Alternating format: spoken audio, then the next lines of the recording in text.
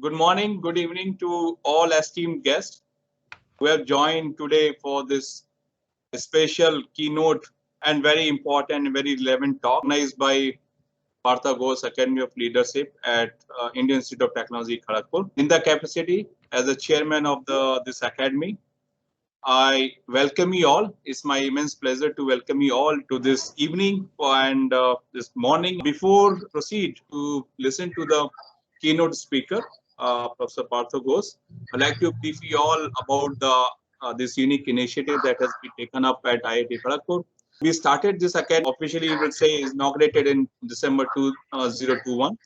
And we had a very nice programs, and this is where we like to inculcate and kind of like train the people, especially young minds, inculcate the leadership traits to the young minds, and at all level I would say this academy is started already. The few lecture series, this international monthly leadership lecture series has been started from January, and today is the third talk, which is going to be delivered by our beloved Professor Partha Ghosh, who is also our illustrious alumni of IIT Kharagpur as the founder of this Partha Ghosh Academy of Leadership.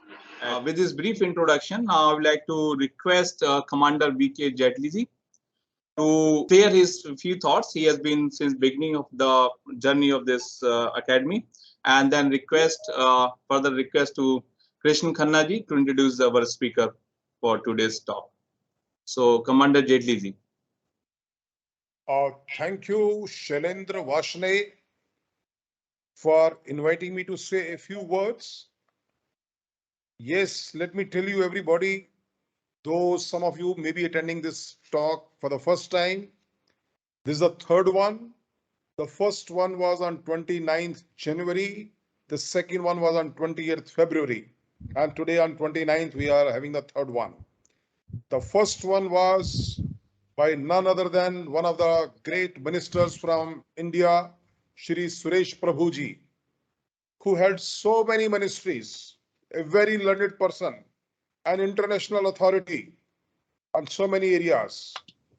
And he spoke on Indians leading the world towards global harmony.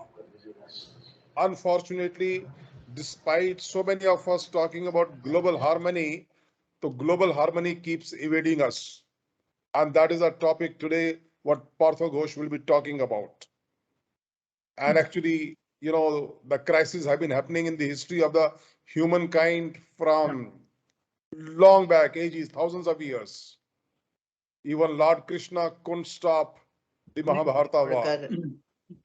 Mahatma Gandhi couldn't stop World War I and World War II.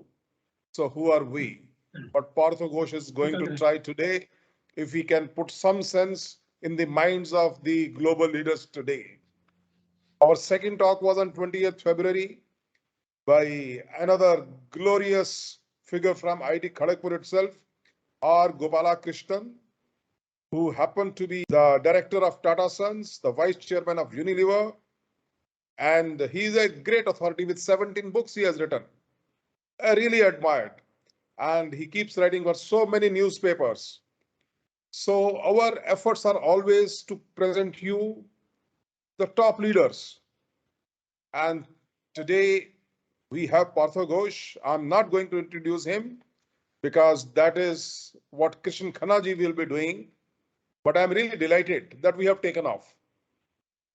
And all those who are connected with us, you are most welcome to suggest some authorities whom you feel that they are the global leaders in their way, and their thoughts will really motivate many more to become the future leaders. I know stopping the problems, the global problems, is not so easy, but still, I'm sure when we make an effort, it does have an impact. So without getting in between, I just stop here and request Krishnan Khanna ji to introduce Partha Ghosh formally. Khanna sir. Thank you, Commander. It's really an honor to introduce Partha Ghosh to our distinguished audience. I have known him for many years, not only as a ex-student of IIT KGP, but I have met a person who's very concerned about what's happening around him. Shows for today's talk, because there is so much misery in the world, but in spite of that, he got into this very important subject. Partha Ghosh, for all of you who do not know his background, it's a very long CV, but I will just read out a few important points. He is a policy advisor and a strategist for corporates and governments. He works right across the developed world, USA, Europe, and Japan. He is also connected on an advisory basis with a large number of international MNCs. He was earlier partner and he was founding managing director, and he started his own consulting called Partha S. Ghosh and Associates. He has chaired a number of startups as Boston Analytics and Global Online and Intersoft Japan. The very interesting aspect of his advisory is that he has the advantage of a thought process of an Eastern mind with the intellectual inputs, mix these two and take, which is his blend. The East and West is something which I have not seen or other intellectual advisors who are advising corporates and MNCs. The other very important aspect which I would like to mention here about Partha Ghosh is that people normally think that leadership is only meant for CEOs and chairmen and MDs of companies. Completely wrong. Partha has got solutions for every type of employee in every organization, because he strongly believes that leadership qualities is required at all levels, right from level 1 going up to level 10. And he has courses for all distinctive groups of employees. That is something very, very striking, because based on my experience in the corporate world, I can tell you very frankly that there are very few management experts and strategy advisors like Partha who look at the full spectrum of the human chain. The other very interesting point about Partha is we have 4,000, for example, colleges in India which are teaching management.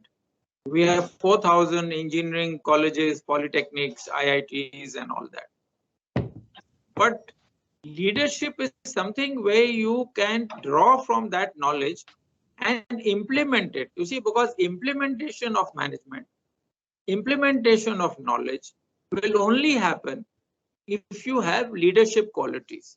What I am trying to suggest to the esteemed audience is that only technical knowledge or only management knowledge is a no-go, no-go. If you really want that to work, you must have leadership qualities, because then in a changing scenario, which changes every minute or every day in this world, your leadership qualities is what will enable you to take a correct decision and a useful decision and a decision which will benefit society and your community. So this is a very important aspect which I know Partha has mastered the art of doing this, and we are very fortunate that we have him here tonight. I would like to just end my introduction with two very important aspects of what Partha has done for the world. He has brought out two fantastic books. One is, about India at 75, which came out about a year ago. The other one, which came out this year, is India Towards 100. And also, yes, I recommend to get hold of both these books and to really not only understand Partha, but also he has all the solutions for the world. So with that, I would like to say that I'm very thankful and honored that I've had the privilege of introducing my friend Partha. And I'm sure it's going to be an exciting journey, which has just started. This is the third lecture, and it is going to be something which will just roll on and engulf the entire country and Asia and the rest of the world in time to come. Thank you very much. Thank you. Thank you, Kishanjit. Thank you, Commander. Thank you, Professor Vashni. Firstly, I'm highly, I would say, humbled the way Kishan introduced me. It is true that he has seen me develop as a student for the last 40 years, but I still continue to be a student. So what I will be sharing with you would be as a student reporting to all my seniors. Many of you are senior to me in IIT. All of you whom I respect, whether you're senior or junior. But the key point here is that we are indeed at a very critical point in history in the evolution of the global civilization, which need to be addressed, I believe, with an elevated purpose, with a deeper understanding of why we frequently end up in such crisis. As Jaitley ji was talking about, that from the days of Mahabharata till today, in between, we have seen multiple wars, multiple crises, and time has come, given what's going on in the United States, between Russia and Ukraine, between different parts of the world, that we look at the future with a new perspective. It would be a tremendous failure for all of us here today as intellectuals not be able to think of a system which would enable good thinking, would enable enlightened synergies, not think of the world in terms of conflicts, but think of the world in terms of collaboration. It is very easy to do, but somehow we have found it extremely difficult. You know, when I look at the 20th century, 170 million people lost their lives because of wars. And when I look at where we are in the 21st century, between 9/11 and today, the record has been equally dismal. And in fact, the situation has become more and more serious because beyond the conventional warfare is becoming more powerful. Today, we have other lethal means like the digital cyber attacks, which could upset the healthcare system, the water system, the energy system, the financial system, the economic systems all over the world, which could be even more devastating. Forget the nukes. So we are indeed at a very critical point, and I'm glad that IIT Kharagpur, which has been the pioneer in many fields, have organized this lecture. And I do hope the Academy of Leadership would provide, as it gets built up, as Commander was talking about, a guidance to the world, guidance to younger people to look at the world with a different mindset.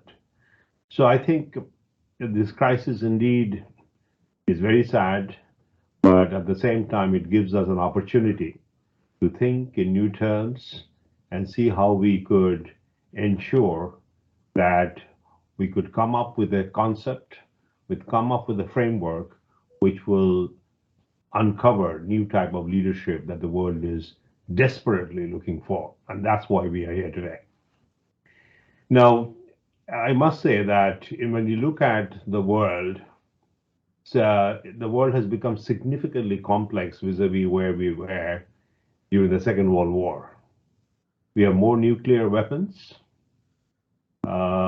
We are living in a connected world, digitally, economically, financially, with social media, cyber world triggering both positive and negative instincts at a global speed, at the speed of light.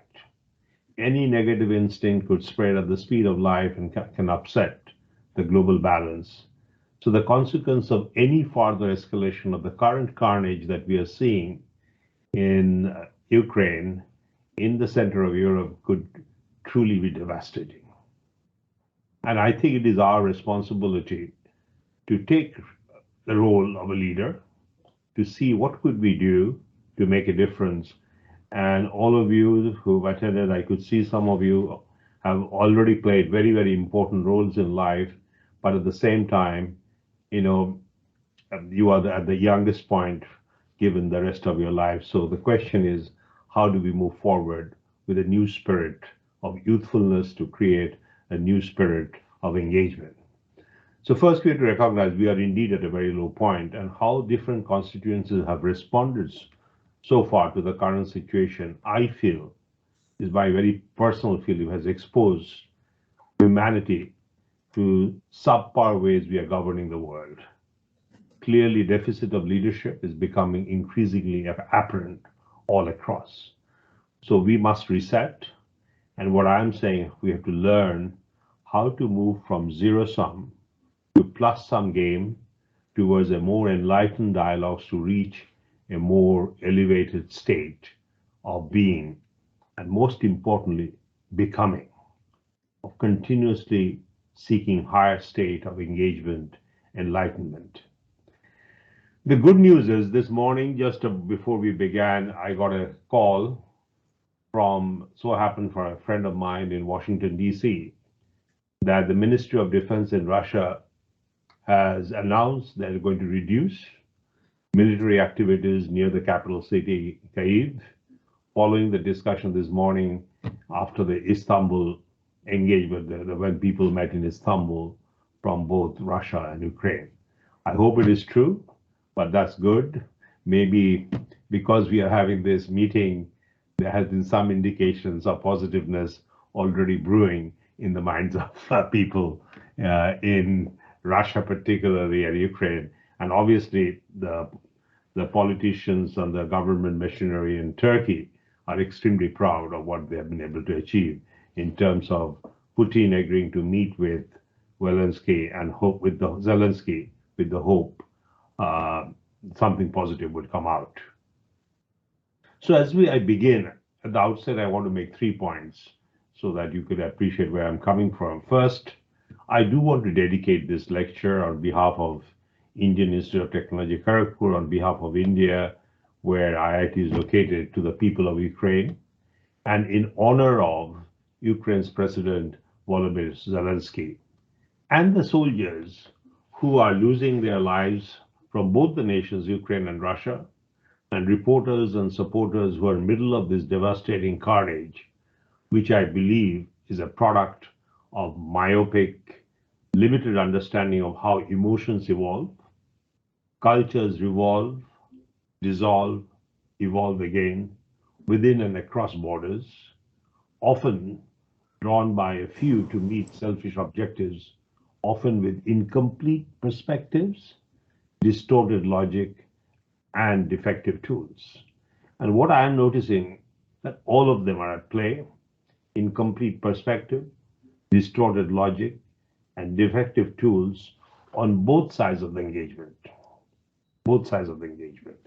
And we have to find a way to get out of it. The second point I want to make, which is a positive point, it is indeed nice to witness the goodness of humanity as it is unfolding in Poland, in Romania, in Hungary, Moldova, different parts of Europe, in fact, different parts of the world, who are generously offering the warmth of their hearts and homes to keep the hopes and health of the refugees of Ukraine alive and positive. The number of refugees, as you know, is now close to about 4 million, and maybe within few weeks it will become 5 million. So we do have a serious challenge. What I learned in the process and continue to learn, that depending upon, and that's a very important point, and I'm seeing my good friend from Germany has joined, he would appreciate it, Paul Grumble, that depending upon what angle one looks at a problem, it looks different. It looks different. And as a result, most often the problems get poorly defined. They tend to be superficial and not connect with the root causes. Then irrespective of how poorly a problem may have been defined because of one line of sight, in spite of all the good intentions, the solutions that emerge is if not more devastating, at best, lukewarm and effective. So the problem that Europe is facing today is a product of that incomplete perspective with which we have come out of the Second World War, the fall of the Berlin Wall, and where we are today. And I will provide you my perspective on that. So that's my point. With that, I think I would like to begin that often leaderships of the world very generously use the term unintended consequences. Leaders cannot afford that. Leaders should have the ability to see all the possible consequences with a systems thinking, holistic thinking, so that we could know what kind of surgical acts would lead to what kind of outcome. So for me, great leadership is one when influence change not from position of economic or military might or hierarchical power, but when we influence change on the basis of elevated, all-encompassing logic. And that's what, by the way, Vedic philosophy talks about. Power drawn from inner divine self, not to exert, mark my word, not to exert single vector solutions, but to inspire solutions which serve all the perspectives, integrate multiple vectors with equal degree of reverence, taking into account soft, historic, cultural, emotional, transactional instincts which are at play in such situation, both at macro and microeconomic level. So as you could see, any problem has got so many dimensions, so many historic, when we talk about Kashmir in India, when we talk about the problems in Afghanistan, when we talk about the problems in Ukraine, if you carefully analyze, we have taken actions based on incomplete analysis of the situation. And it's at the end of the day, common people end up paying. So unintended consequence, a term which is popularly used, is what I would call is a product of incomplete perspective. For me, that is one of the factors that contributes to the deficit of leadership. Great leaders have the ability to take a wide-angle view of a situation, have a natural passion to engage with the root causes. They analyze situation from multiple angles, perspective, with full empathy. I want to underscore the term, full empathy for alternative views, emotional instincts, however different they may be. And most importantly, do not impose his or her solutions, but inspires to drive the problem-solving process. Inspires to drive the problems so that the great solutions emerge in a synergistic fashion. Now, if you now look through what has happened over the last 100 years, we have repeatedly failed to inspire solutions from multiple perspectives to solve problems. And that's where we are today. And that's why my hope, the Academy of Leadership at IIT Kharagpur will develop qualities in young minds, not only in India, but all over the world. And that's the spirit with which we must move forward.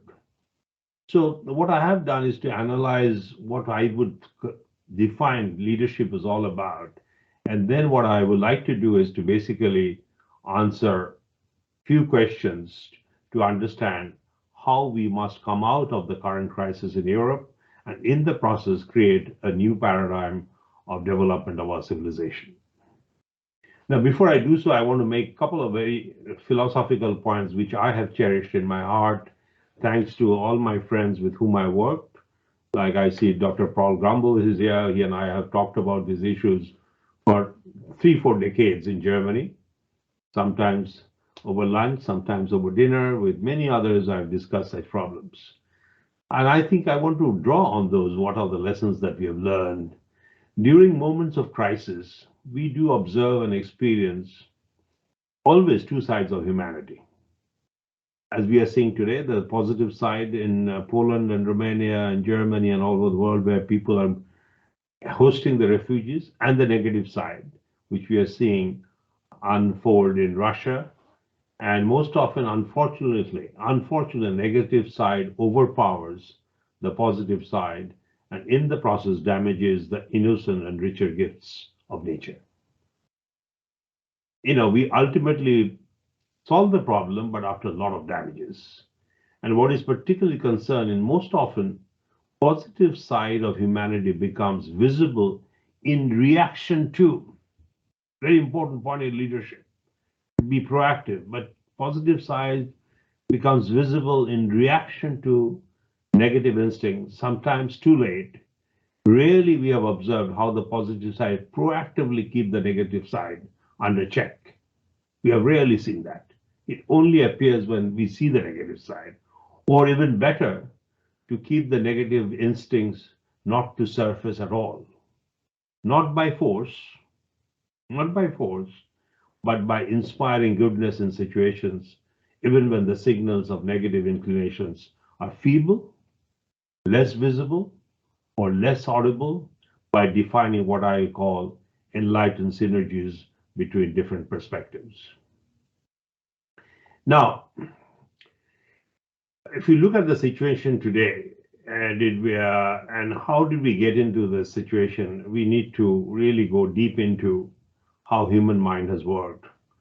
After all, I want to make a very fundamental point. In today's complex world, leadership is all about making uncommon connection between multiple aspirations. People do have aspirations, sometimes very noble, sometimes not so noble, sometimes crooked, sometimes straightforward, but that's natural. And so when such events occur, I think the key is how to raise the discussion to the highest common factor, which we often fail, as opposed to getting drawn into the rhetorics and threats that trigger the lowest common denominator. And unfortunately, some of the recent speeches that I've heard in Poland have such elements of that, where we have used rhetorics, we have talked about threats, which does not impose goodness on the other side. Accordingly, the purpose of today's discussion is how do we create the global dynamic, and how do we ensure what will define what we call quality leadership expression? So what I'll do is I'll answer basically three questions. Firstly, I'd like to briefly examine how humanity as a whole, and I'm not taking sides with any country, but I'm talking as a purely global citizen, as being part of the global humanity, how humanity seems to have continued to struggle in defining sustainable path to attain peace, prosperity, and progress, the point the commander was talking about for the last thousands of years. With the hope that we'll agree we need to fundamentally change in terms of how nation, communities engage with each other at a most fundamental level. So I'd like to examine that quickly. Once we have done that, I would like to answer the second question. What are the real defects or flaws in the current mechanisms as to how we work with each other? In fact, often while working with each other, we unconsciously trigger conflicts. Mind you, there was a time, we'll talk a bit later, right after the fall of the Berlin Wall, Russia was part of the G8. Russia was part of the G8. There was a period of small honeymoon. But then what happened? These are important questions to ask. And then third, what we must be the fundamental principles with which the new mechanism must be deployed that will enable higher level expression of leadership towards a more enlightened governance of the planet. So these are the three questions I'll answer in the next 30 minutes or so. First, in the next 5 minutes, let me take a time machine with you to go back possibly 130 years when the first Parliament of Religions was organized in Chicago, which was the first international effort ever to bring together world religious leaders on common platform to embrace universalism. So we have gone from time to time with noble intentions that we want to bring the world together to promote peace around the world. In fact, as you know, many of you know, particularly those who are from India, that in this conference, Swami Vivekananda, only 29 years old that time, made a very powerful point, which is even true today. And what did he say? Sectarism, bigotry, and his horrible descendant, fanaticism, have been long possessed by the earth. And that's exactly what Dr. Commander Jaitley was talking about. They have filled the earth with violence, destroyed civilization, sent the whole nations to despair. Had it not been for these horrible demons, human society would have been far more advanced than it is now. Now, after 30 years, these observations he made, the thoughts he shared are even more valid.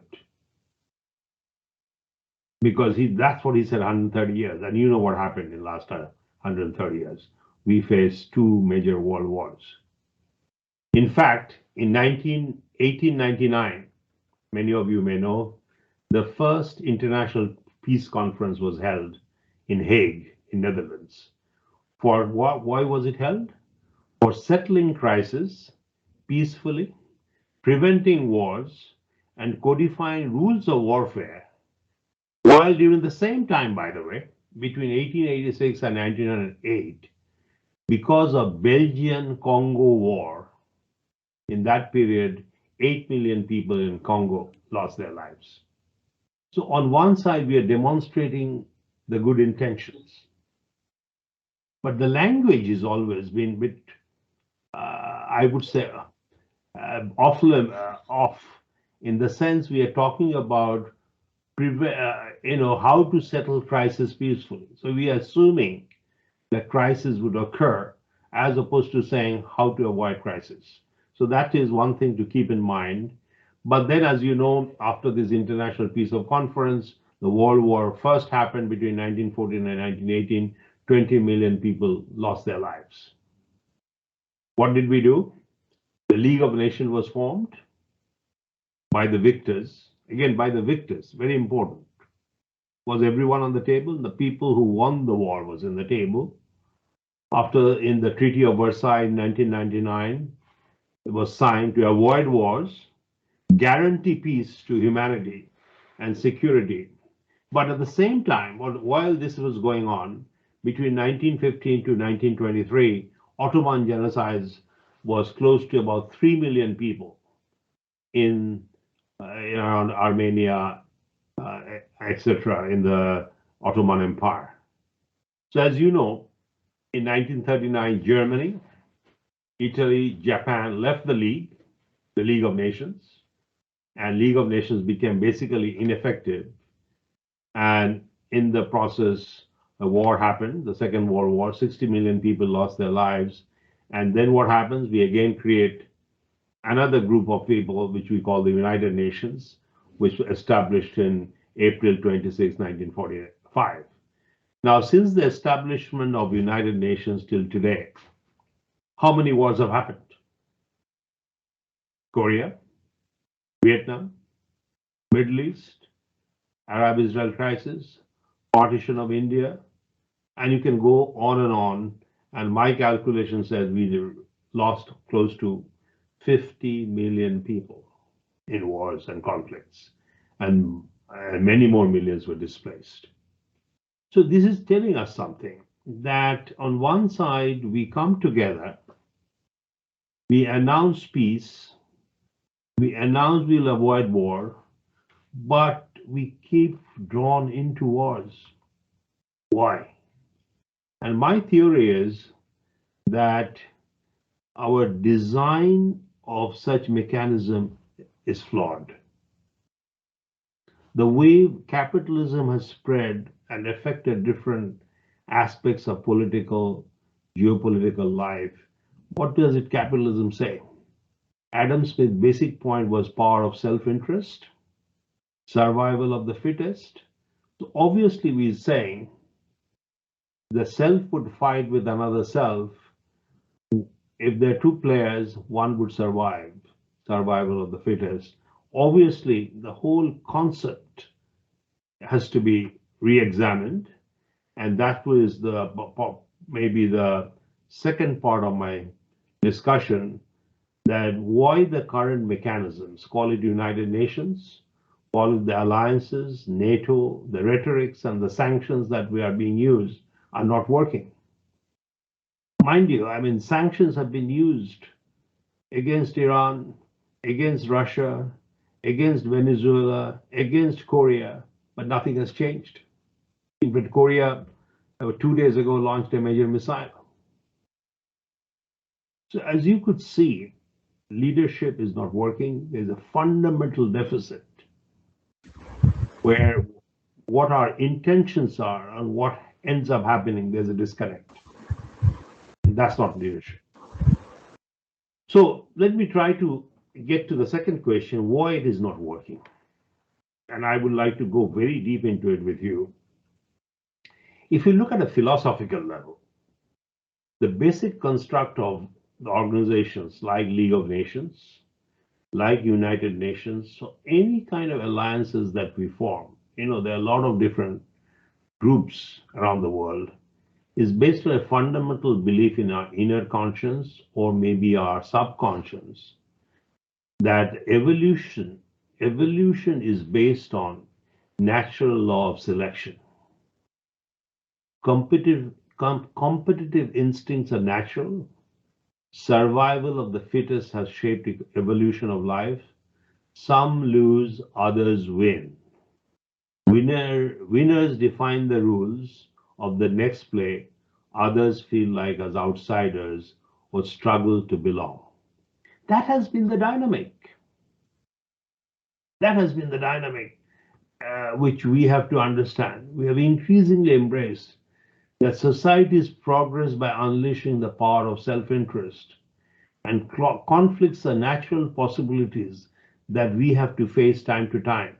Because if you look at the mission statement of League of Nations, United Nations, they're saying we will avoid conflicts. So they are assuming conflicts will happen. And as a result, what happens? A few thoughts that are more dominant typically become more powerful. Economically and militarily powerful people trump over others. Nobler or wiser thoughts, less powerful, do not get the right attention. So organizations such as the United Nations are essentially designed to resolve conflict, assuming conflicts will occur, for a few to take upper hand role in correcting or punishing alternative ways which lead to disobedience. The cycle of conflicts becomes only natural and only vicious, and life goes on. That is my analysis. Why UN, in spite of all the good attention and the billions of dollars spent every year, there's a beautiful building on the 45th and First Avenue, and UN branches all over the world. But wars have continued. Millions of people have not been able to lost their lives or not been able to lead a peaceful life. So with no mechanism in place, today we do not have any mechanism in place to inspire goodness. Now they are typically limited to religions, but we need global mechanism to inspire goodness, not to resolve conflicts. Maybe that could be subservient to address the root causes that create conflicts, and or how to accommodate alternative views to create what I would call enlightened synergies. And that's where I like to underscore the importance of Vedic philosophy, because it has always said that we have to be inclusive, harmonize multiple point of views, as opposed to saying it's my view or the highway. That they say one way or the highway, my way or the highway. I mean, that is a wrong approach to where we are in global affairs today. So the design philosophy is wrong. The second point I want to make, where is the flaw? At the strategic level, that was a philosophical level. The design is wrong. At a strategic level, the basic principle of game theory has been misplaced. Unsettling old balance without visioning of the new balance is a very important point to understand. And that's why we can perhaps understand where Putin is coming from vis-a-vis Europe, vis-a-vis NATO, vis-a-vis the Western world. I'm not saying he's right, but unless we understand someone with whom we are trying to negotiate, we'll never be able to get into a meaningful engagement. And let me spend some time with you to offer my analysis of what is happening in the European dynamic today vis-a-vis NATO and Russia.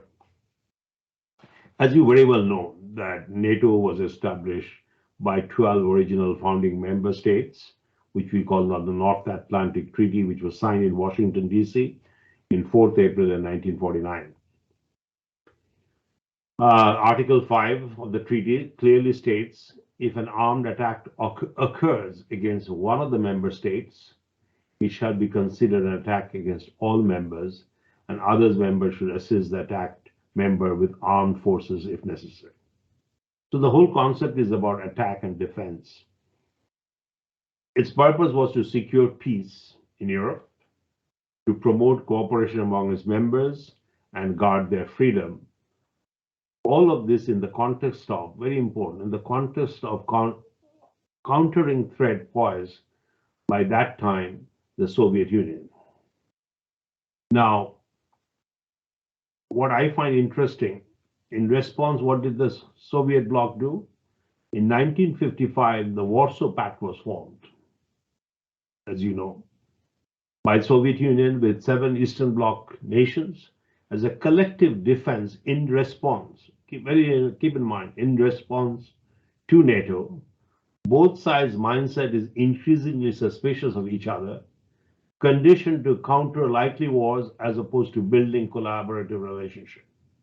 Again, we are thinking in terms of conflict as opposed to collaboration between different systems, ways of thinking, leading to the term Cold War as opposed to working towards a warm exploration of the future.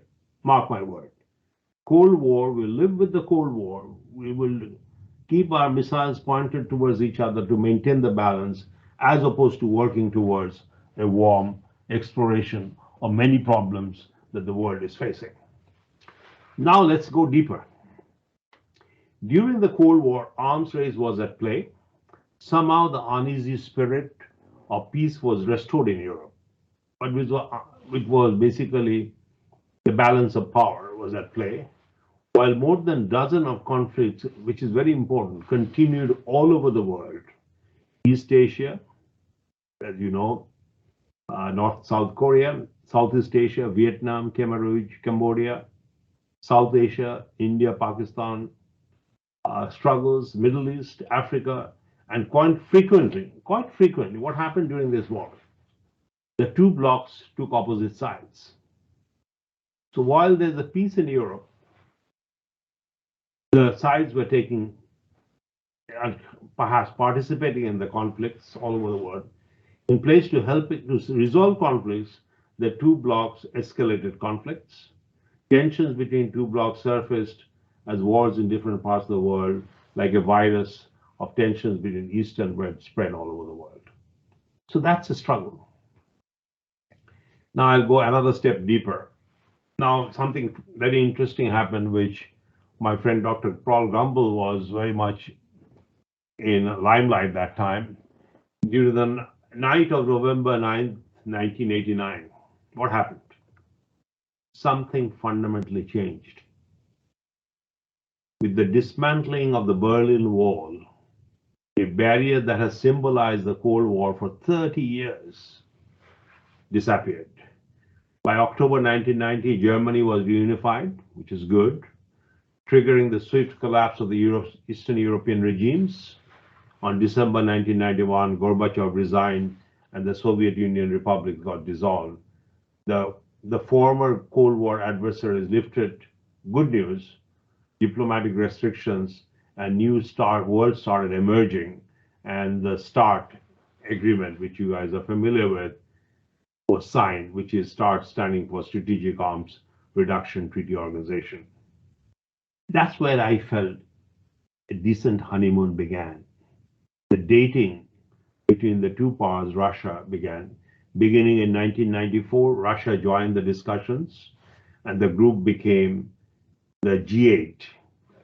G7 now became G8. Russia became the part of the G8 in 1997, and the dating period did begin. Many global leaders, which I had the privilege to interact with, including a person like Lee Kuan Yew, and I'm talking about a personal meeting I had met with Suleiman Demirel, who was heading up Turkey. They expected, and I similarly expected, a peaceful world is finally emerging. Particularly when Russia became part of G8, which finally was hopefully a more enlightened path towards peace. But then where did we go wrong?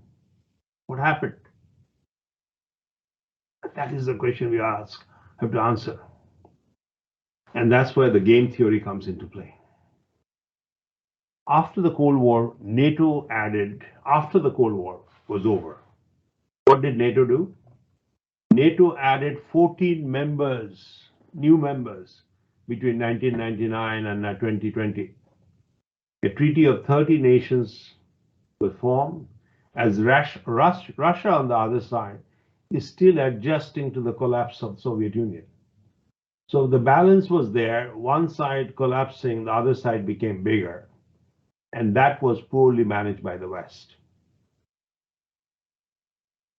In the eyes of Russian leadership, stronger NATO, weaker Russia, and yet Russia is member of G7+1. I purposely was calling it G7+1, one being Russia.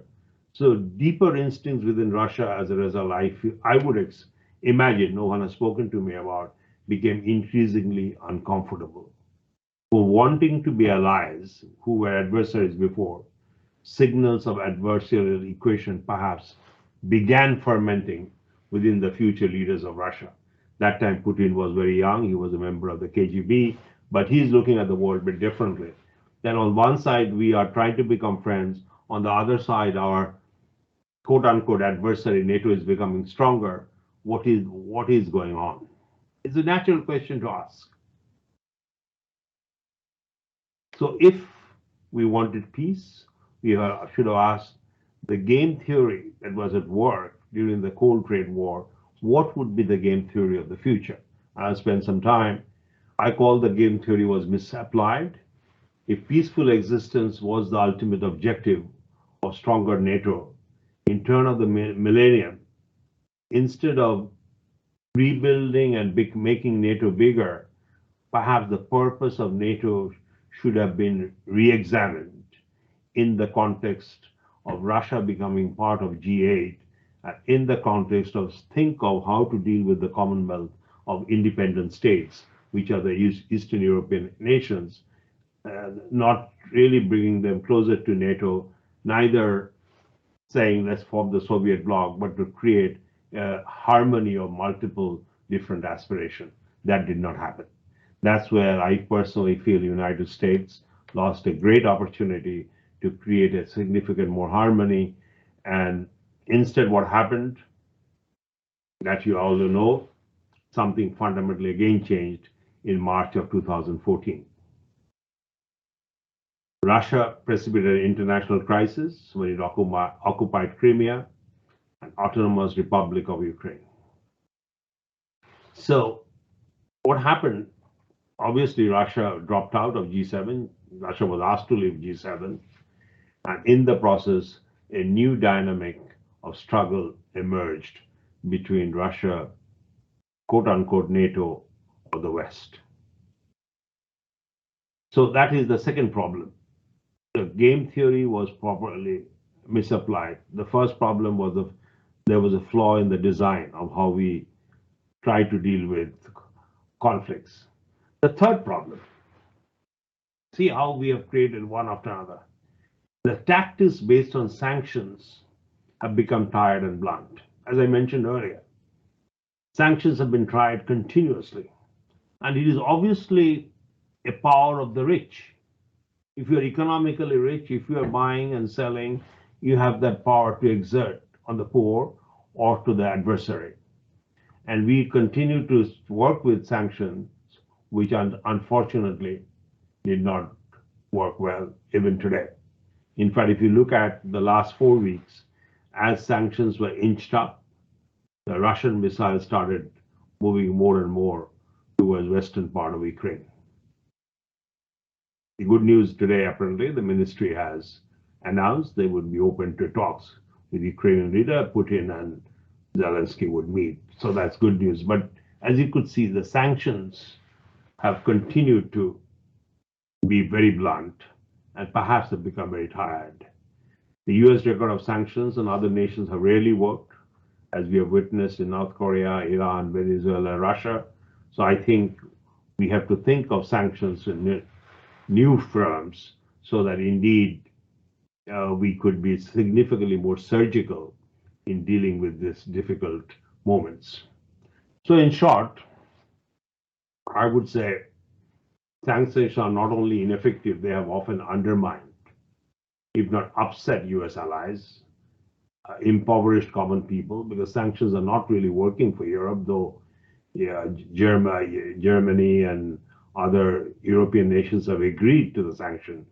But 50% of energy comes from Russia. And energy is the backbone of any economic system. So the people get encouraged, and then what happens? The impoverished common people are often encouraged to join other currencies other than dollar. In fact, it has empowered China to be an alternative choice of nations to work with, and have increased the possibility of China, Russia, North Korea to become more tighter with broadened aspirations. And that's dangerous. 3 powers with nuclear weapons, all in Asia, with global implications.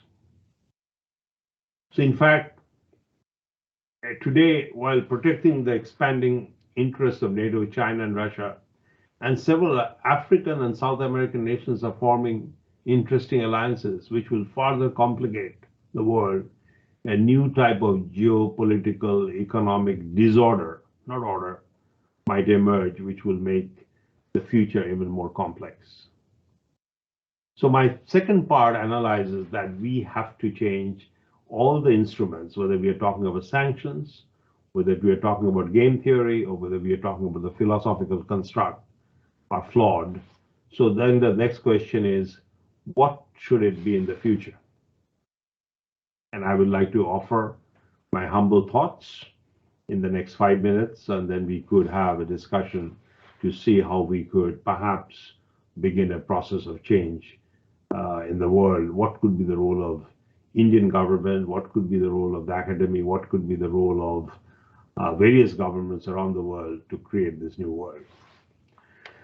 So moving forward, we need to first reimagine the governance of the world in view of how the future might emerge.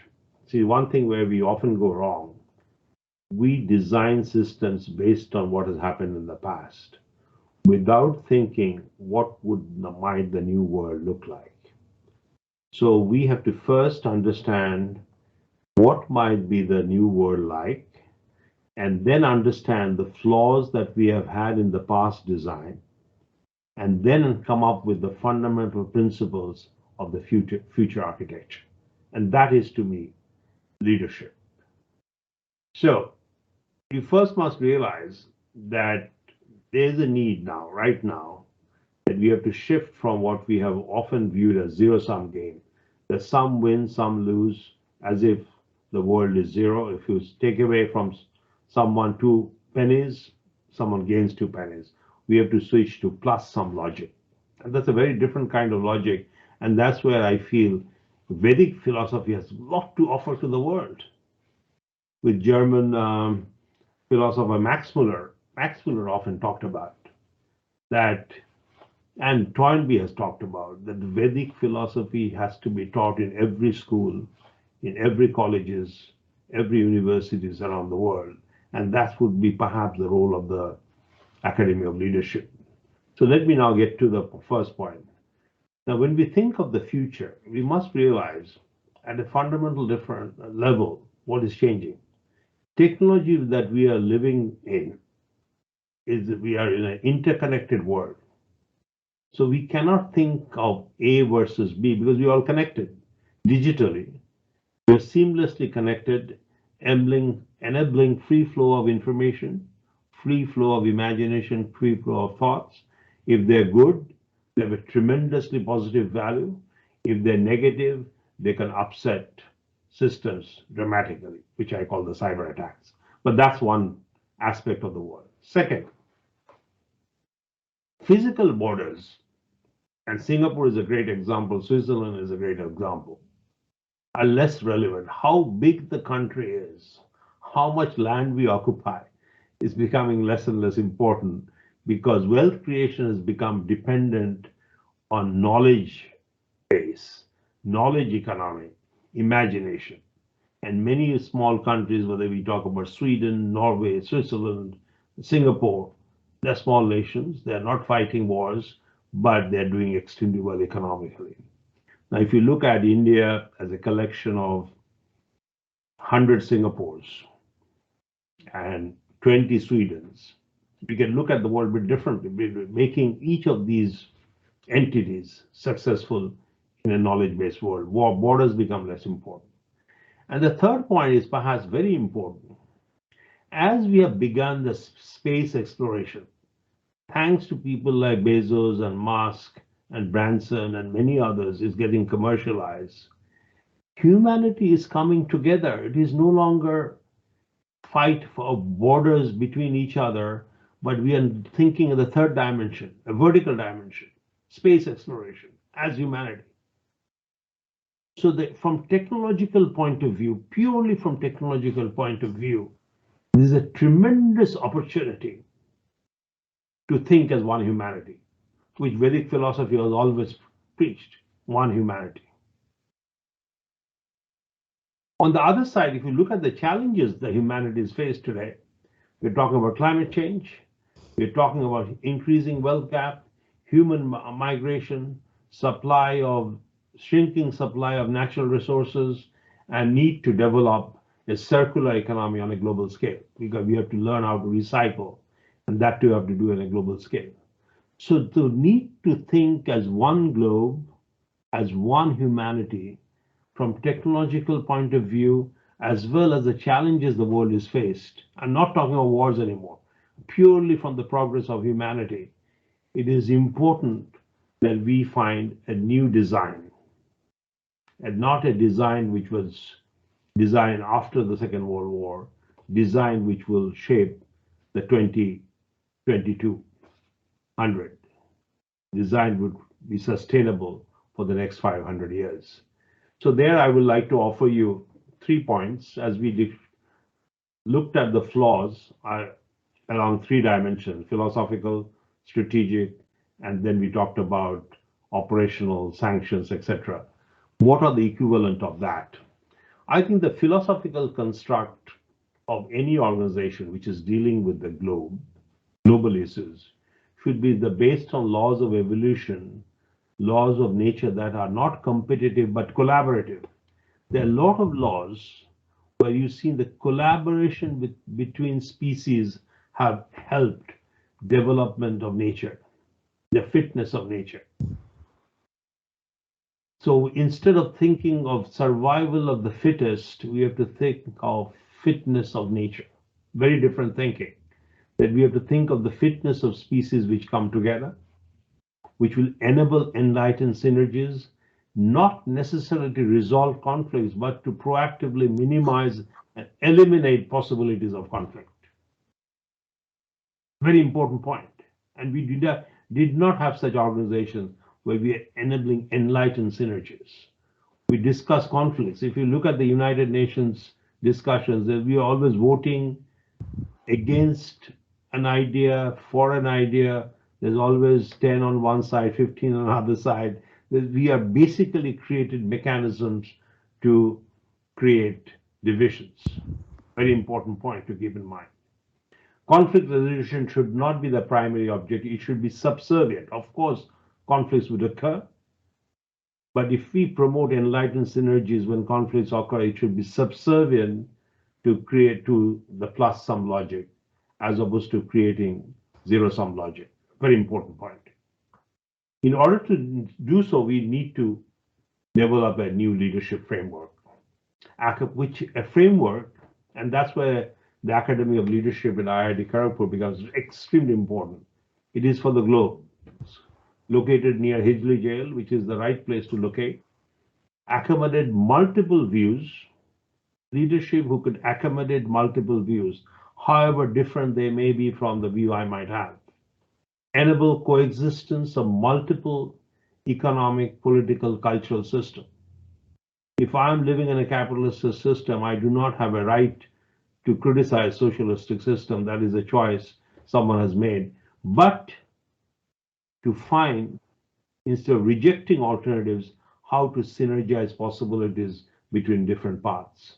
Exactly what Vivekananda said, that various streams come and meet in the ocean. That's what Vedic philosophy talks about. And that's what we have to preach. The essentials of Vedic philosophy, which is about harmony, which is about one humanity, which is about inclusiveness, emphasizes the importance of spiritual, intellectual development over materialism. Not that materialism should be rejected, but if materialism supersedes intellectualism and spiritualism, we talk about conflicts, because materialism you count, you measure, and obviously there would be question of who gets what, who wins, who loses. So when materialism trumps over spiritualism, our mindset becomes indeed transactional. Our mindset breeds culture of divisionalism when we need humanism. When we need humanism as one humanity. At a strategic level, so that is a philosophical level, we have to think very differently to design organizations. At a strategic level, we could still work with dynamic game theory, but it has to move looking at the balance of power as adversaries, balance in terms of collaboration. And you have to keep in mind, collaboration, like competition, is also increasingly unstable. Collaboration is also increasingly unstable. Periods of cooperative prosperity, collaborative progress are often followed by complacence, sometimes unexpected defections. This collaboration often doesn't work as we want. So we have to keep that in mind when we are talking about game theory of collaboration, of enlightened synergies. Cycles of collaboration and defections are visible in ups and downs of human society. We have seen that as there are oscillations of political and financial systems. Sometimes things move up, sometimes things go downwards, and we have to be prepared for such moves in designing the new system of collaboration. Leadership must learn how to manage such cycles in a fashion that unintended consequences are proactively tempered.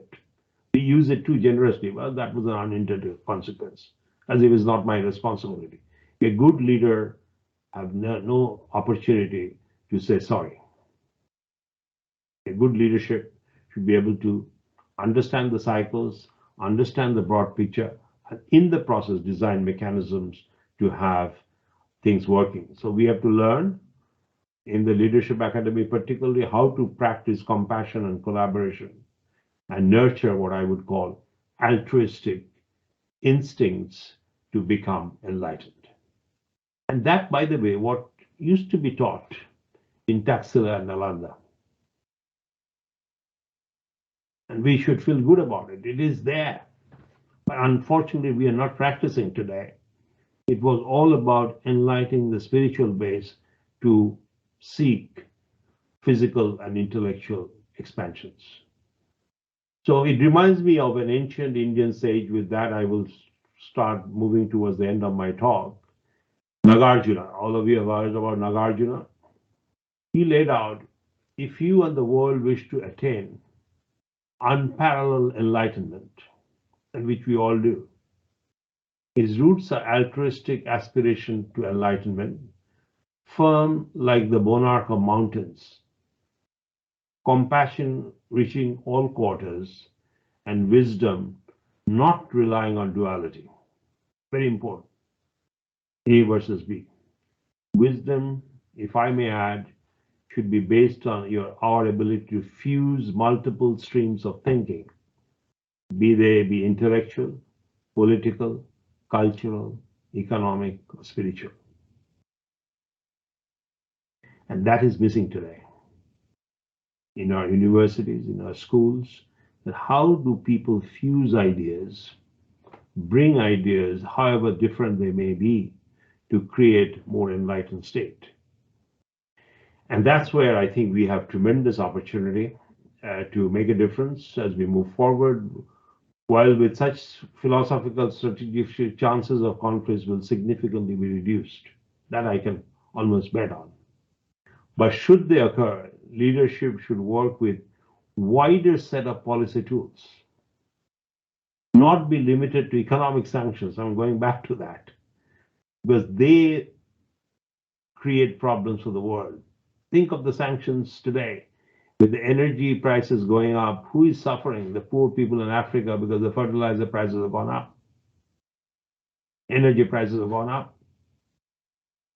Who is suffering today? The common people in Russia and Ukraine. Does it touch the life of Putin? So we have to learn how to be significantly more surgical. And I feel a bit sorry that in spite of being very close myself to the Kennedy School at Harvard, the Woodrow Wilson School in Princeton, there are a lot of great schools, Fletcher School at Tufts. The art of diplomacy has still remained what it was 100 years ago. The world has changed. So we have to renew the art of diplomacy.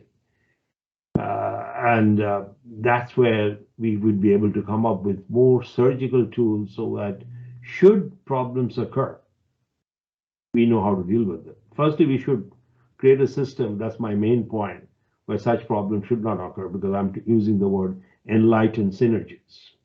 But should they occur, the default mechanism should be also much smarter, not depend on tools which have become blunt, tired, and ineffective. So I would like to end with one final point, that we are talking about collaboration. We are talking about expanded mindset. We are talking about switching from negative to positive energies. And to do so, I think we have to learn how we think in three vectors. Our education system should reflect that. Our corporate life should reflect that. Our government should reflect that. Those three vectors are, we normally think in 2 dimensions, but there has to be 3 dimensions of thinking. One is straightforward, which I call the material, physical, or economic vector, is important, but it should not be the only driver. Second is the intellectual vector, so that we can continually smarten ourselves to deal with the world, not reactively, but proactively. That's called good thinking. And third, the most important one, which should guide the other 2 vectors, which is spiritual vector. And spiritual vector should not be treated, well, I go to temple once a week. We treat the spiritual side as religion. Spiritual side is a spirit, the development of the heart and the mind, integrated with this development of the body and the physics and the development of the intellect. That's where our real opportunity is. And that's what I think the Academy of Leadership should commit to promote for the world, for the nation, for the community, for our students. And with that, I'd like to thank you very much. And I do hope that as we have dedicated the lecture to the people of Ukraine and to its president, that we could take it forward with a positive spirit but with tempered mindset, with humble mindset. With that, I'd like to thank you very much for this opportunity.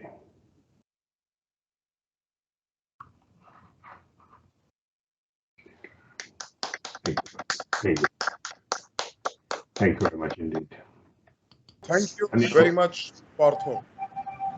I tell you, your talk was marvelous. I think many of us would like to listen to you once again. Okay, so I think it will be worth listening once again by everybody. So what you said is great, and you have laid the roadmap for bringing harmony in this world.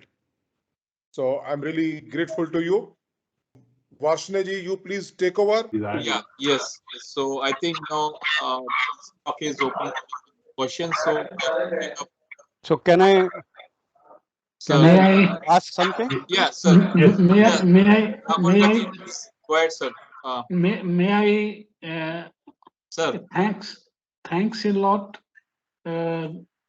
Professor Shri, Doctor, I don't know, what is it, Ghosh ji.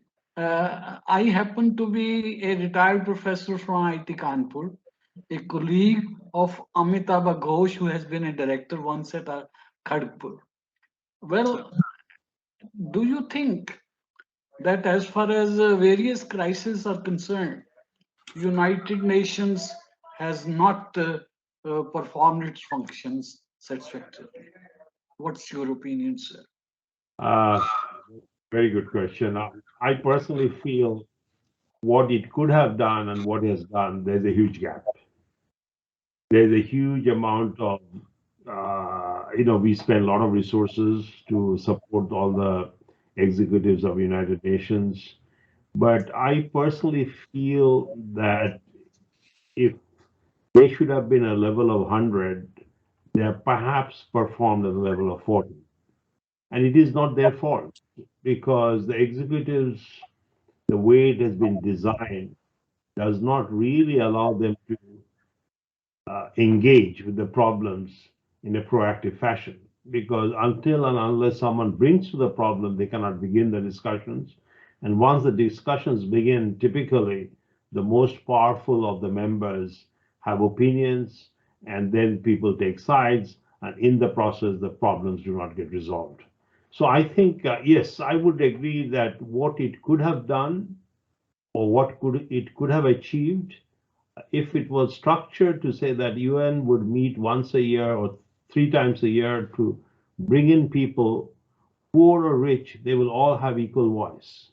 Because, for example, Lee Kuan Yew, or for that matter, Indian philosophers, India may not be a rich country, and it is not a rich country, but if it has got wisdom to offer, it should be able to offer that wisdom with equal amount of power, with equal amount of stature as a rich country would offer, and then of course debate it till we can come up with a point of view. That has not happened. That has not happened. And that's why I feel United Nations, it's a very strong statement I'm making, need to be redesigned with a higher level purpose. Great, sir.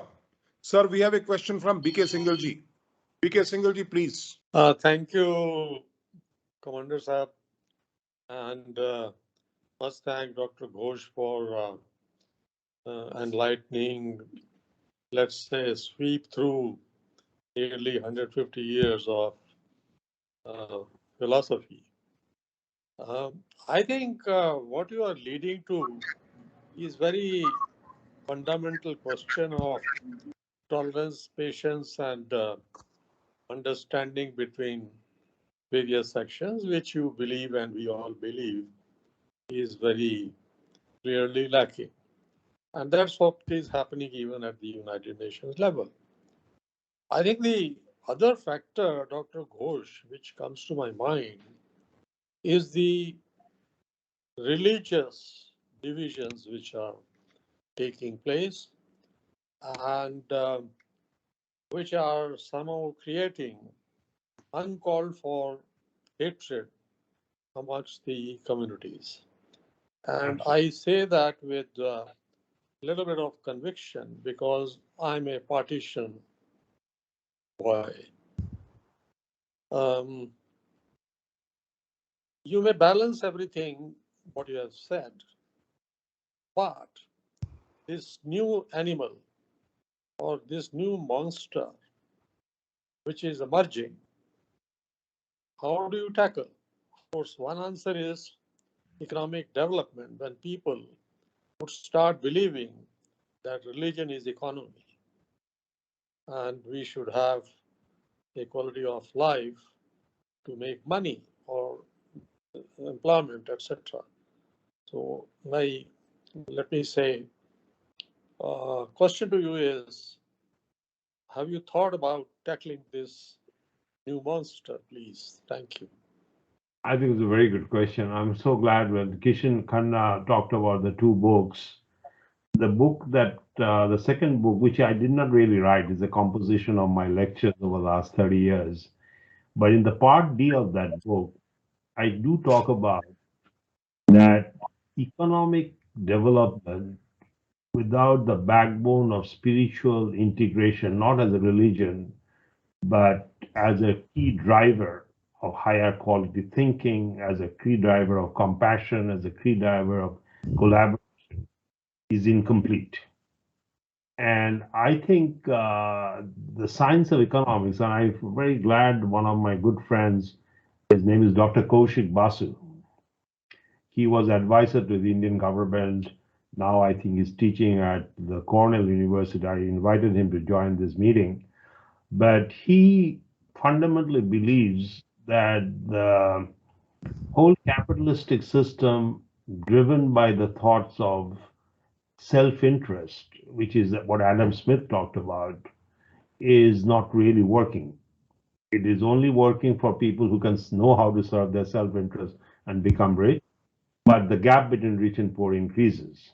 So what I think you're saying, that we have to learn, and I fully agree with you, and that's what my book says, that we have to learn how to integrate spiritual life with economic life, with intellectual life, as opposed to treating them separately. And we do that but quite consciously, actually. When we are in the business world, we have to fight, we have to win, but then we go to the temple, we do our pujas, we feel we have become spiritual, but that's not what we are talking about. So I think time has come, and I think there is an emerging consensus in the world. As I talk to various leaders, there's a need for it. But the problem is the momentum of the past is so strong, we do not know how to change. And that's why I think countries like India has an opportunity, because being poor, 70% of the people are not living in the momentum of the past. They are living free. The top 10% has a problem because they are similar to the West. But the 70%, if given the opportunity, we can create a new framework of economic and spiritual life, intellectual life could be a model for the world. Thank you. I think you have hit the nail quite nicely. I will request now Dr. Paul Grumble. Please, sir, ask your question. Dr. Paul Grumble. That is the most difficult one. Yeah. Hi, Partha. So, Hi. yeah, I'm fine. Anyway, So, Paul, before you speak, let me introduce. Paul is one of the most powerful thinkers in Europe. From Angela Merkel to Herb Hensler, all individuals that you know, they listen to Dr. Grumble. He and I have a lot of debates where in München. Okay, right. Paul. Yeah. Okay, thank you for the introduction. No, I think I want only to extend on your thesis that what is lacking in leadership today. I think integration of multiple views is a very critical point, because now we have a culture which is even called cancel culture. Only one view is obviously the right view. Whether it was at COVID or it is in the Ukraine war. And if you look at it from the German perspective, you are absolutely right. We cannot say the West is the good guy and the Russians are the bad guys. This is actually, our narrative today, because right. I think the West make indeed a big misunderstanding. Actually, I think the needs of Russia, because in 2008 there was, against Angela Merkel, a decision by NATO and by the Americans to integrate Ukraine and Georgia into NATO. And after one day after, Putin said this is a no-go, because this actually, I think, is against our essential security interest. And we had the war in Georgia.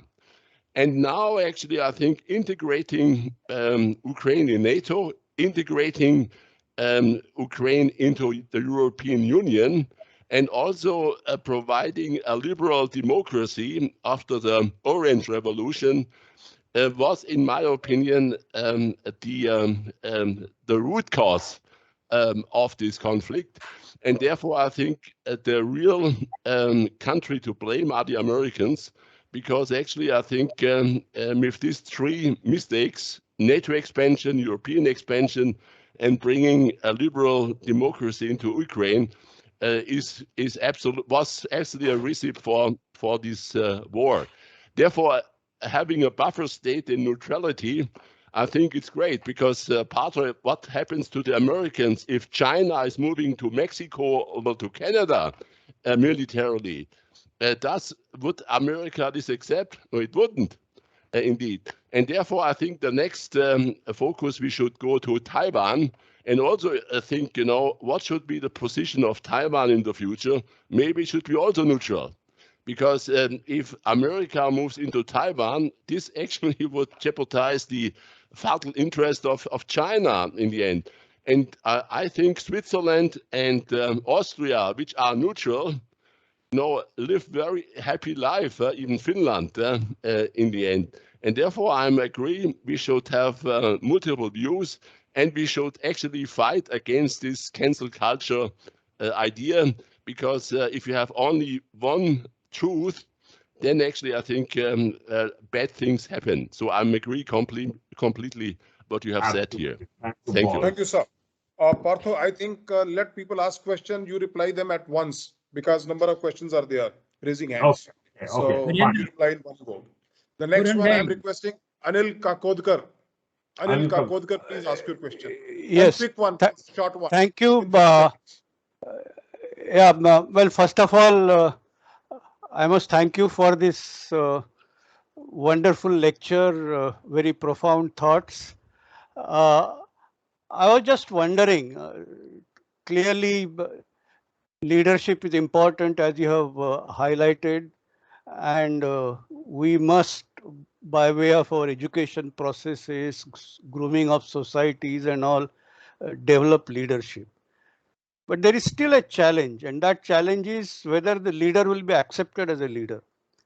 And there are parameters where an individual gets accepted as a leader. Now, some of it is by virtue of the credibility of thought, but some of it is also by virtue of other physical power in the leader.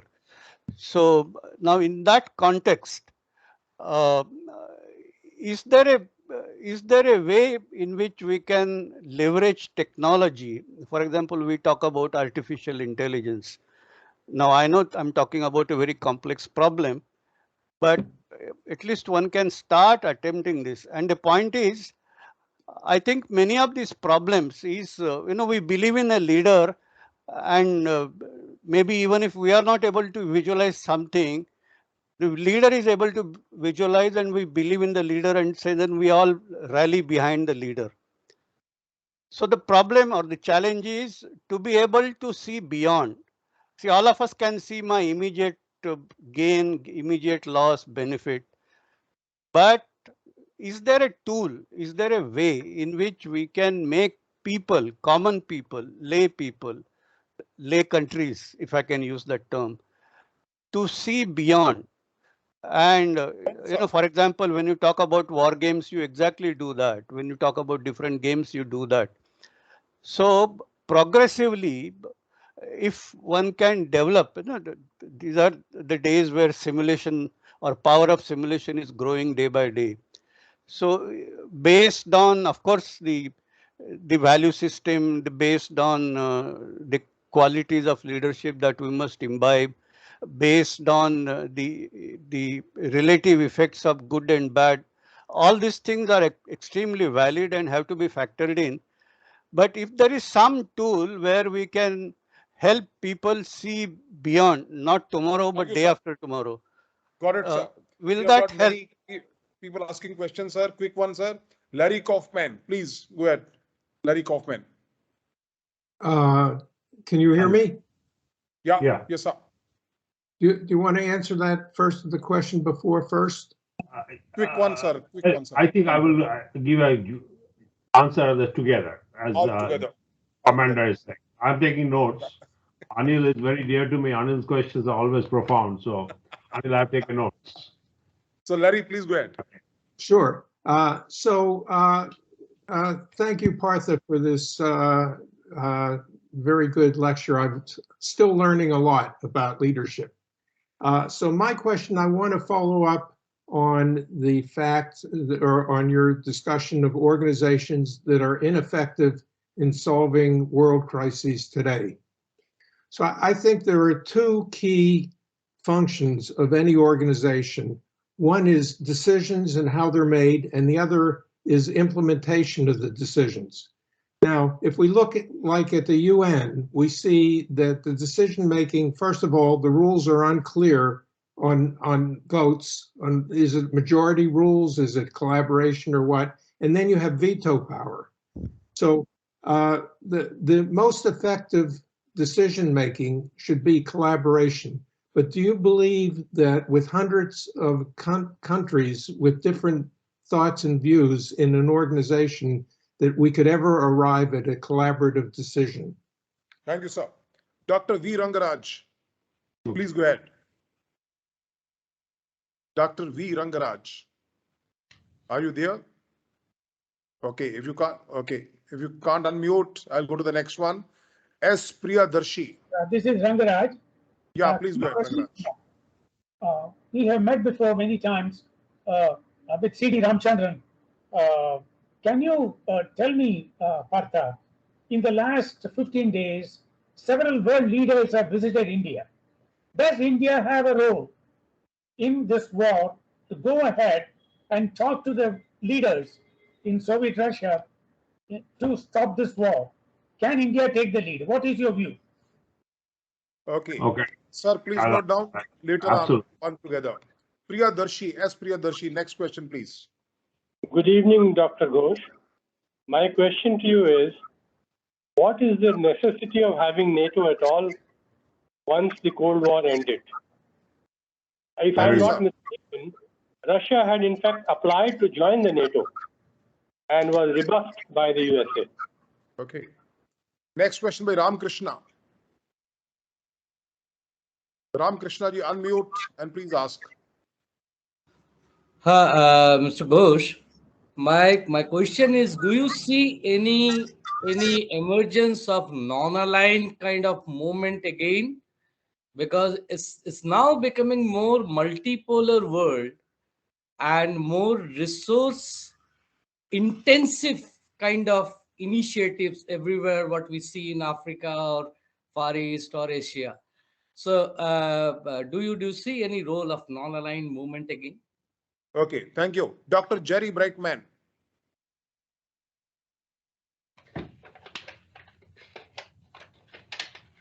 Jerry, where's Jerry? Jerry, please go ahead.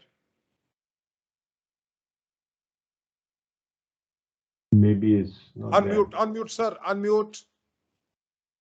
Jerry, please unmute yourself. You are, no, we can't hear you. Unmute.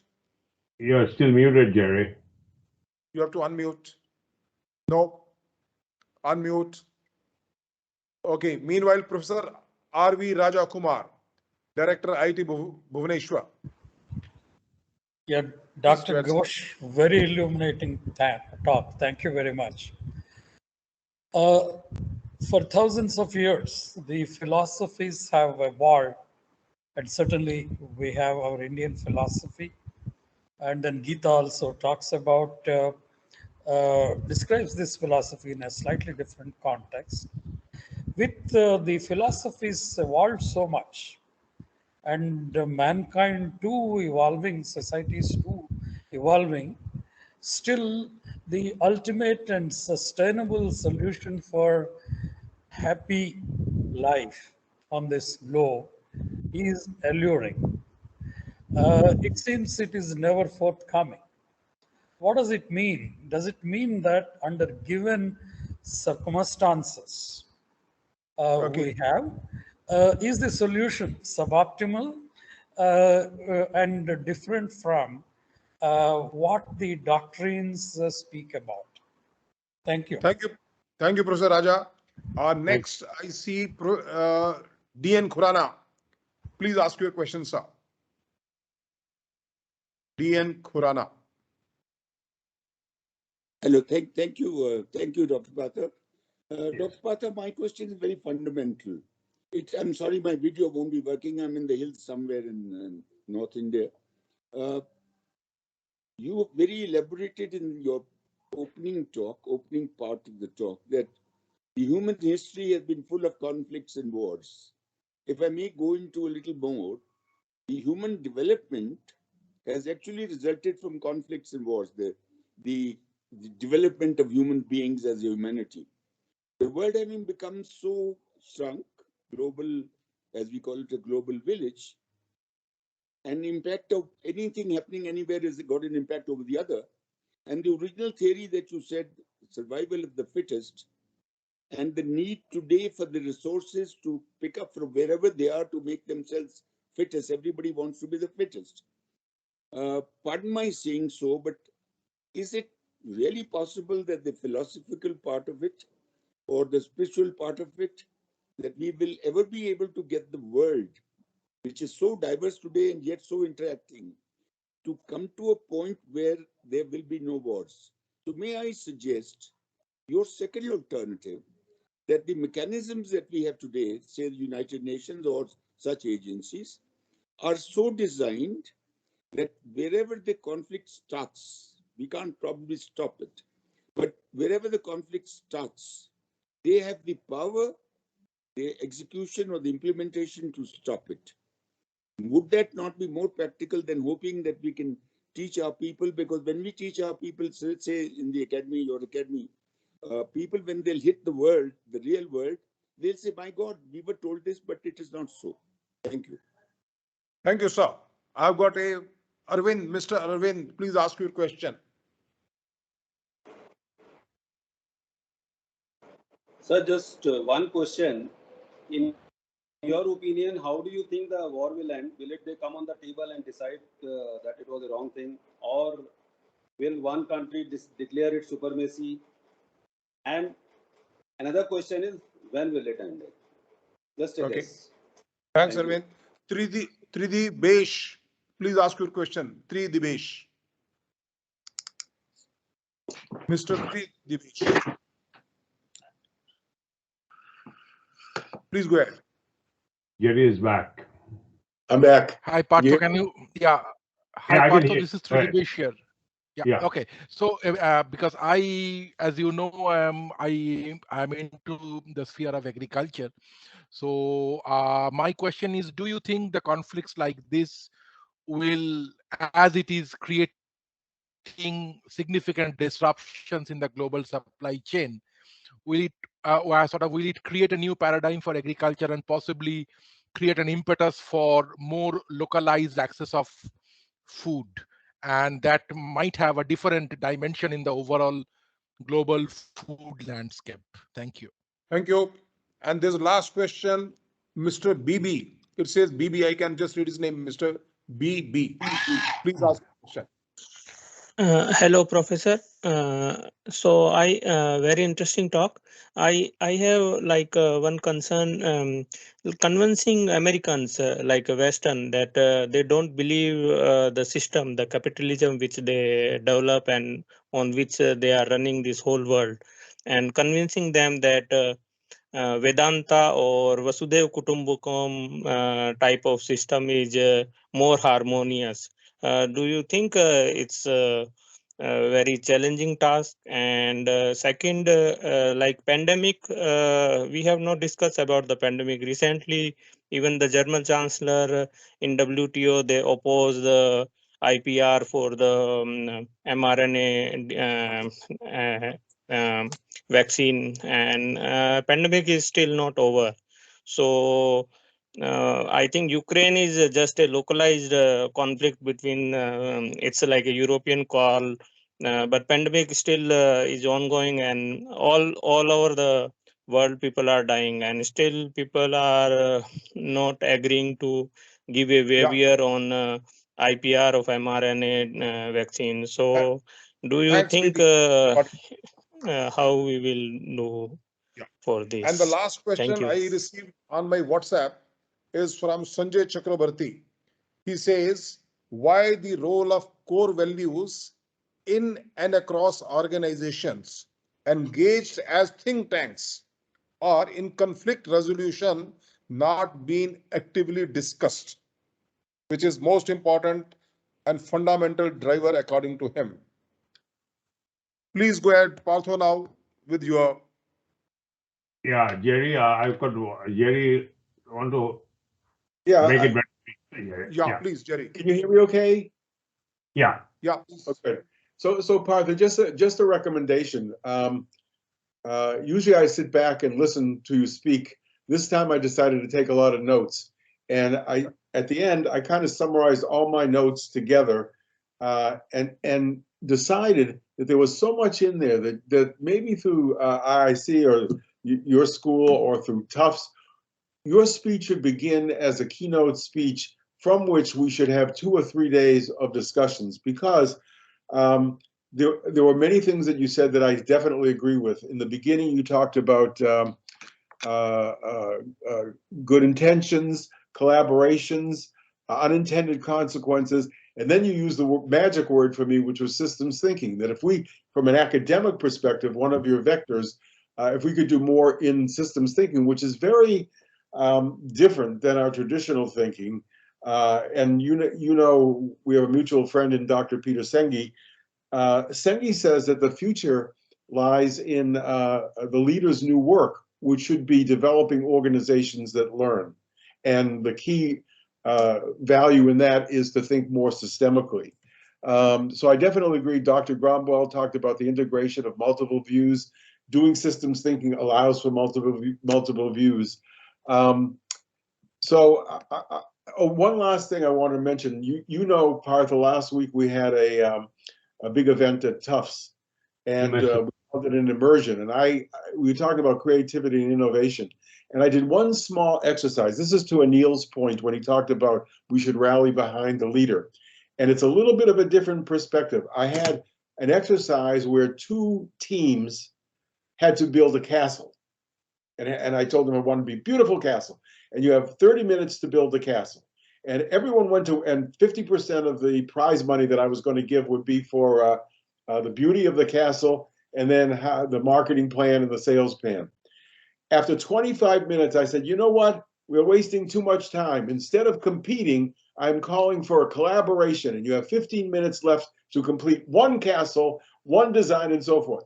Well, at the very end, when it was all done, the whole purpose of my doing the exercise was I then asked the question, who was the leader? And then what happened was, here were the responses. I actually wrote them down. It was Susan. No, it was Tom. No, it was Bill. No, it was Roberta. And then they finally said, we didn't have a leader.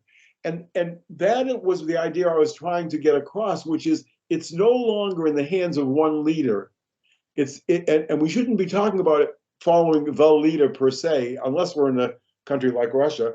We should be talking about the concept of leadership, which goes back to Dr. Cromwell's point about the integration of multiple views, and you've stressed that a couple of times. So at the end, I hope you will have a conference, Partha, because you brought out, you know, even about the species, the animal species. We're still not going to convince the lion not to attack the water buffaloes because he's got to eat or she's got to eat, right? I don't think we can have a conference with lions and water buffaloes singing "Kumbaya" at the end. But I think if you started off as a keynote speaker and had 2 days of conversations about the multiple beautiful insights that you brought forward. I think it would be a conference that would be terrific, and we would change the world. That's what I think. Thank you very much. Thank you, sir. Puran Dangji, you wanted to ask something, sir, in the beginning, sir. Puran Dangji. Puran Dang, very important. Yeah, please, sir. Right, yeah, Jerry. Yeah. Sir, unmute. Puran, sir, unmute. Where is Puran? Thank you very Sir, much. you are not. Yeah, Yes, sir. Puran. Okay. So I'll be brief. You know, the three vectors, material, intellectual, and spiritual. You're such a beautiful lecture, which covers so many things. But let me come to the basic point. All these things which we have talked, they are very complicated. They are very difficult. And of course, all those things are important. But my suggestion is that Partha Ghosh Academy, an academy of this sort all over the world, the thing should start from fundamentals. We should think how to give the third vector, which Partha said, spiritual. It should be taught in the universities, in colleges, so that we catch the young minds from the very beginning, catch them young, I would say, from the very beginning. I know it's difficult in the colleges and universities, including IITs. Even a single change needs years and years. But can we find some solution to cut that period short and introduce these fundamental education about spiritual factor and embed them in the young minds so that when they come out, they already have solved the problems of different, which we have talked, you know, different nations, different ideas, different types of comment. But there is one fundamental common factor, and that is spiritual. So how to embed that in colleges? It's very difficult. I know it's hard, but that should be done if we want to bring about a change. Absolutely. Partha, please go ahead. Yeah, I think it would be very, very hard to answer all the questions. But first, I'd like to thank all of you for sharing very deep thoughts and questions, because in many of the questions, deep thoughts were already embedded, which only goes to show how much of wisdom that the group here have this morning here in Boston, evening in India, and late afternoon in Germany. I think, you know, I would try to address, since we have limited time, I feel there are three common points came up. One is the point Puran you answered and Anil raised, that how do we begin? And I think that's why the Academy of Leadership is so important, and all of your support is so important, that we should begin with young minds, let them help think differently, not treat spiritual development as a religion. Spiritual development is development of the heart as much as the development of the brain and the body. I think somehow we don't do that. And good news is that once upon a time, particularly when we talk about Nalanda and Takshila in India, and also the early days of the, you know, Harvard University, how did it start? Harvard started with divinity school. So the spiritual development, even in Oxford and in Cambridge, earliest days was very, very important. We used to teach theology. Theology was a big subject. So somehow theology became religion as opposed to development of the spirit. We have to bring it back. So we do have the experience. We have to bring it back and put it on the center stage of our education system, and the academy hopefully will begin that journey, not only for India, but for all over the world. The second point, which I stood out, many of you touched on, how could India play a role given its Vedic philosophy? Will people listen to India? My answer is very simple on that one. Let India become a model. If India becomes a model by practicing what Indian philosophy perhaps proposed and suggested and developed 5,000 years ago, 3,000 years ago, 1,500 years ago. Let that become visible to the eyes of the people around the world.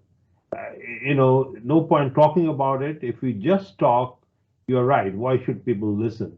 But why do people listen to America today? The only reason is, in a very short period between Abraham Lincoln and the Second World War, from being nothing where people North and South were fighting wars, by 1914, America became a major power, and people really admired that period of enterprising spirit, from Andrew Carnegie to Thomas Edison to Rockefellers to Wright brothers, and you can go on and on.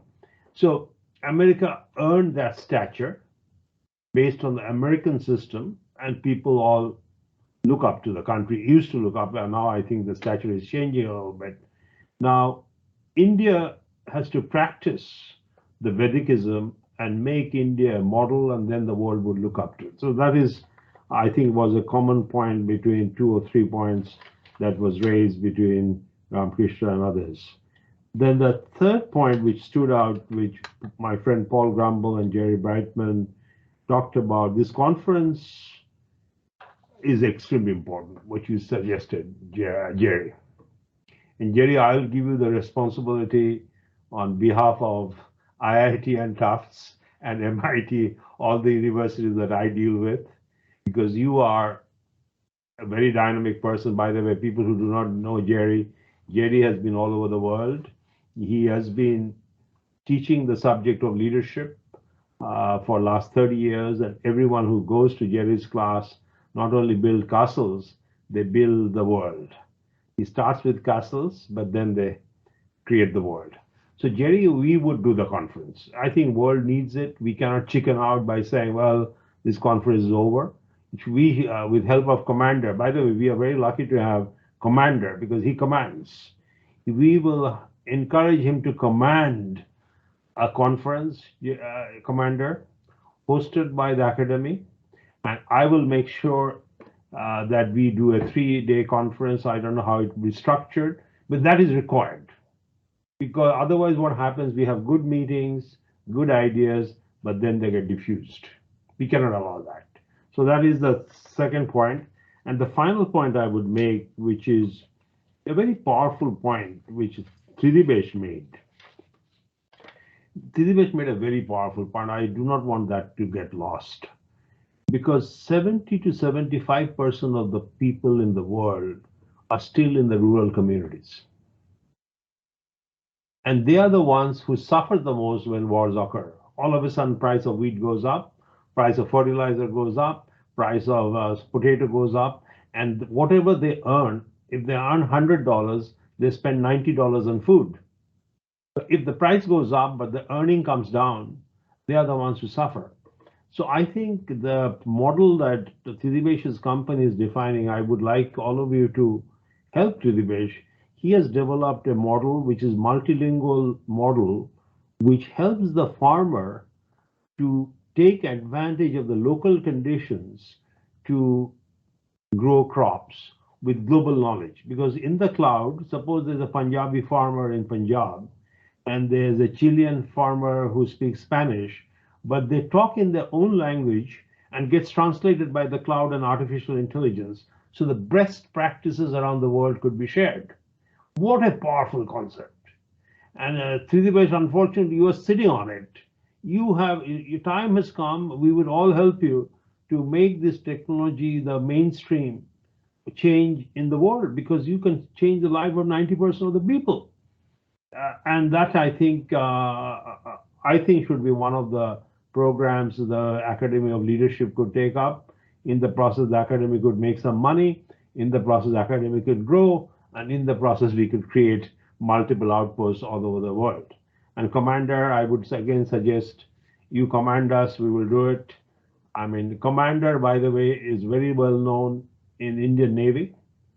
He has commanded a lot of ships around the world, but now he's really trying to command the development of this academy, which would become, hopefully, the change that we are all suggesting. And the final point, I'll go back to Anil's opening point, and then I'll close down, You know, I personally believe, that is my very personal belief. I always use that term, if it is to be, it's up to me.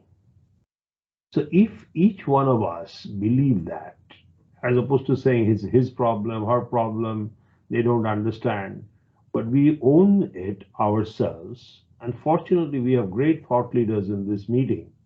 We own it together. We can unfold a movement in the spirit of, if it is to be, let me call it, if it is to be us meaning this group, it is to be. And we think with that, I would like to thank all of you for the questions. But you know, I have taken notes. I will take from Shailendra the emails. I'll give you specific answers or comments to the great questions that have been raised by each one of you. But we have to take it forward, as Puran, you have suggested, by taking it to the lives of common people, of the young people, not all over the world. It cannot begin in one place. It has to be all over the world. With that, thank you very much. Pass it back to the commander. Thanks, Partho. Before I request Trilok Singh to give a formal vote of thanks, I would like to put my 2 bits.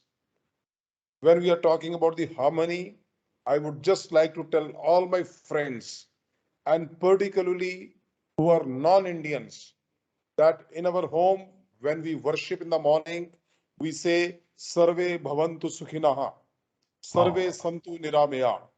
That means let everybody in the world be happy. Let everybody in the world be away from all the ills and the problems and the diseases. Sarve bhavantu sukhina, sarve santu niramaya, sarve bhadrani pashyantu, ma kaschit dukbhag bhavet. That means let us see all good things in this world. That is what it means. And let there not be anybody who is having any types of sufferings. And we say Vasudhaiva Kutumbakam. That means the whole world is one family. Now let that be the motto of the United Nations. Then the United Nations can play its role. Today, United Nations is selective in taking its decision that where the lobby is, where the pressure is. If their motto is Sarve Bhavantu Sukhina, Sarve Santu Niramaya and Vasudhaiva Kutumbakam, that will guide them in the real sense to bring harmony in this world. Thank you very much. Now may I request Trilok Singh ji to please offer a vote of thanks formally. Thank you, Commander JCG. Am I audible? Yes. Yes. Hello, good evening from Asia. Good morning to United States and good afternoon to Europe. This is Trilok Singh, Vice Chairman Partha Ghosh Academy of Leadership, IIT Kharagpur. On behalf of Academy, before I formally give the vote of thanks, I would like to just conclude in 1 or 2 minutes what today's talk taught us. So first of all, thank you, Dr. Ghosh, for giving very wonderful talk. So I have summarized in my own way, because his title of today's talk was Crisis in Europe equal to the crisis in the world crisis. It's going to, create problem for everybody around the world. So what his analysis taught us, I summarize in 3 M's, that is man, management, because he talked about, or his analysis, as per his analysis, that the problem of the world is poorly defined. It is because of one line of sight of thinking.